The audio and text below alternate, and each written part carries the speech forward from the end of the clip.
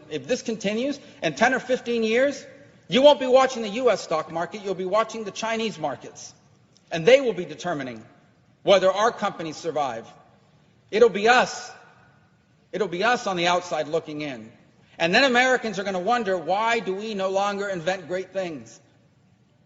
Why do we now have to do whatever China wants in the world in order to get the medicines we need to cure my mom or my dad's Alzheimer's? And the answer will be because when they were displacing us, your policymakers were too busy arguing with each other and playing dumb, ridiculous games on a regular basis.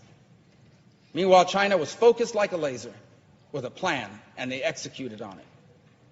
This is not a game. I can think of no more significant issue from the perspective of history than what is happening now. And do not misunderstand me. I do not come here to say that I want to be unnecessarily aggressive with China or that I want there to be a confrontation. China is going to be a rich and a powerful country. And we have no problem with that. We can't have any problem with that. But there has to be a balance. It cannot be a China that is rich and powerful and an America that is weak and not prosperous. Because those imbalances are what create wars. Those imbalances are what create misery. Those imbalances are what destabilize the planet. That can't be. We need to recalibrate this relationship. It needs to be rebalanced on the trade side. It needs to be protective on our national security side. It needs to be equalized. And if it is, China can still be very successful.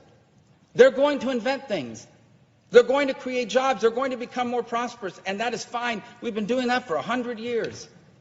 Every person in this gallery, sitting in the gallery, every person here in the well of the Senate on the floor, everyone you know has products on them, a phone, a belt, made in another country. The issue is not that other countries make things and we don't. It's not about us dominating everything.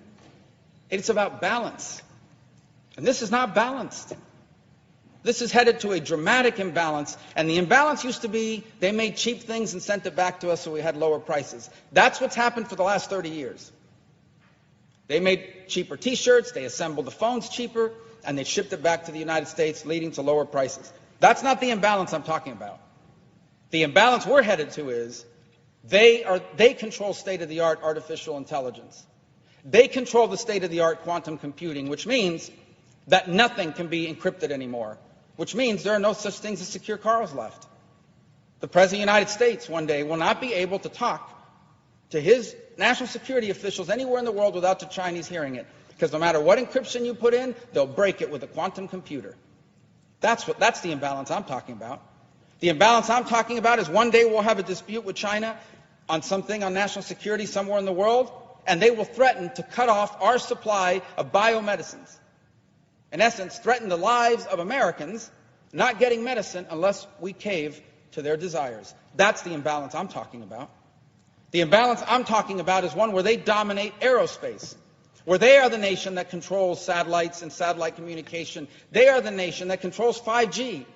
We're headed towards autonomous vehicles. Autonomous vehicles will depend on 5G technology. And China will dominate the world in 5G, and we will depend on it. So we're going to build a fleet of autonomous trucks and autonomous cars, and none of them will work if the Chinese decide to shut it down because they dominate that field. That's the imbalance I'm talking about. And if this all sounds fantastic, apocalyptic, look it up. Research it. And I promise you, you will not find a single person versed on this topic that would disagree with what I'm saying. This is the threat that we face, and we are not facing it squarely. So I would advise those who cover this issue to stop covering it as a political issue. There are some things so important to this country that I don't care what the politics of it are, and most of my colleagues don't either, because these are definitional things that will define the 21st century. I would advise us not to cover this as a purely economic issue, because there is a way to grow the trade gap in the short term. We can sell them a lot more of the things China is willing to buy anyway. They don't intend to lead the world in those things in exchange for them dominating us in the long run. Get rid of the short-term thinking and start thinking our competitor has a 50, 100, 20, and 5-year plans. And we don't even know what we're going to be talking about next week. It is time to wake up to this threat. because we have two ways forward. There can be a balanced relationship between two great powers, leading to a world that is stable and secure and prosperity, or we can have an imbalanced world in which a rising power in China does so at the direct expense of a falling status quo power in the United States, and that instability will lead to conflict and a way of life for Americans that we will find unacceptable. And then it will be too late.